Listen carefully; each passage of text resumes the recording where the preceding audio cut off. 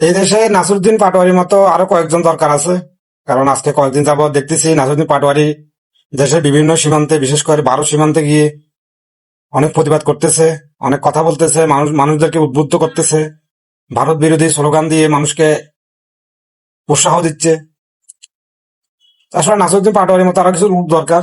কারণ এই যে এই দেশে কিছু ভারতের দালাল আছে, এই দালালদেরকে সাহায্য করতে হলে নাসিরুদ্দিন পাটোয়ারির মতো আরো কয়েকজন লাগবে।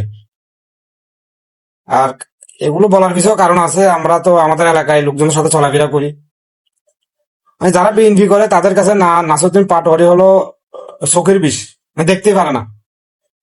মানে তাদের সাথে কথাবার্তা বলি, মানে যে যে বিষয়টা বুঝলাম যে নাসিরুদ্দিন পাটোয়ারিকে যদি বিএনপি লোকেরা পায় হাতের কাছে তখনই মেরে ফেলবে। মানে তাদের কথাবার্তাগুলো এরকম। কারণ আমরা তো আমাদের এলাকায় বিভিন্ন বিএনপি লোকদের সাথে চলাফেরা করি, তাদের তাদের কথাবার্তাগুলো শুনি, অনেক কিছু আমরা অবজার্ভ করি। নাসিরুদ্দিন পাটোয়ারি কথা বলে ভারতের বিরুদ্ধে, ভারতের আগ্রাসনের বিরুদ্ধে, ভারতীয় দালালদের বিরুদ্ধে। এত তো বিএনপির গা জ্বলার কথা না। বিএনপির লোকেরা কেন তার উপর হামলা করে বারবার, আর এটাই প্রমাণ হয় বারবার যে বিএনপির লোকেরা তার উপর হামলা করছে। নাসিরুদ্দিন পাটোয়ারি যেখানে যায় সেখানেই বলতে গেলে জনসমুদ্র হয়ে যায়। বিশেষ করে ইয়াং জেনারেশন জেনজিরা তাকে ঘিরে ধরে, তার সাথে সেলফি তুলে, তাকে ভালোবাসে। মানে কি একটা অবস্থা। আসলে কারণ হলো যে ইয়াং জেনারেশন যে কথাগুলো বলতে চায় এগুলো নাসিরুদ্দিন পাটোয়ারি বলে। আপনি যখন আমার মনের কথাটা বলতে পারবেন তখন আমি হয়তো আপনাকে সমর্থন করব, এটাই স্বাভাবিক।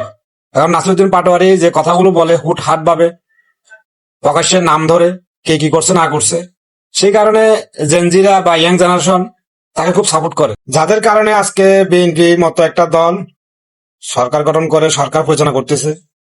তাদের উচিত যারা জুলাই যোদ্ধা এবং যারা জুলাই যুদ্ধে, জুলাই বিপ্লবে সম্মুখ সারিতে ছিল তাদেরকে সম্মান করা, তাদেরকে সিকিউরিটি দেওয়া, তাদের নিরাপত্তা দেওয়া।